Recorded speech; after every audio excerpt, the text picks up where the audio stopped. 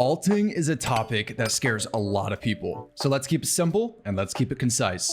First, I'm going to break down alting into 3 categories: low effort, medium effort, and high effort.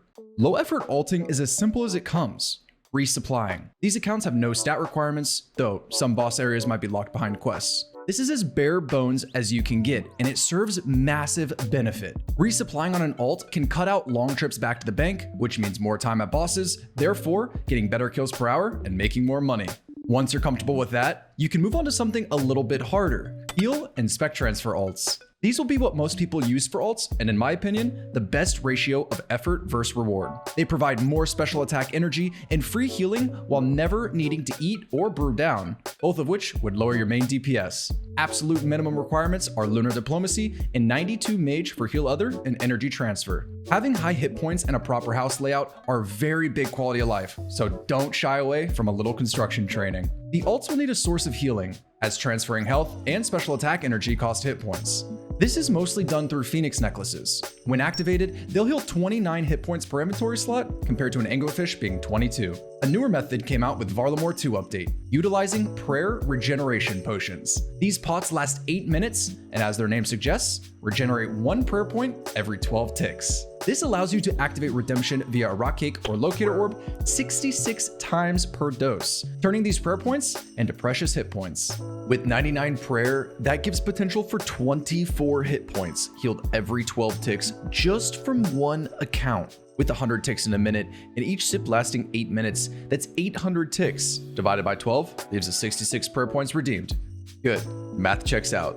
With the ability to proc redemption 66 times per sip and distributing 24 hit points on average through heal other, that's 1,584 hit points healed for 1 prayer regeneration sip. That's 6,336 hit points per prayer regeneration potion.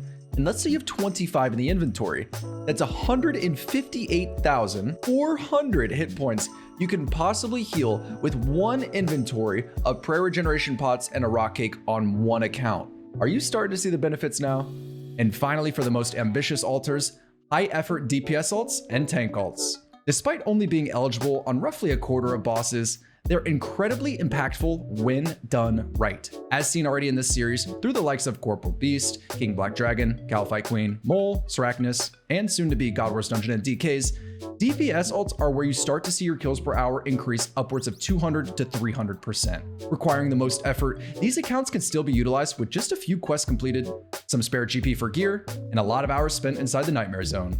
An early learning curve here is understanding how to minimize kill credit being given to your DPS alts. By utilizing spec transfer here, it means your main will have higher and more consistent DPS, meaning you're more likely to receive the drop, and more importantly, the pet roll on the main account. Having an alt with high slayer also opens up the ability to DPS alt Kraken, Thermi, and Abyssal Sire.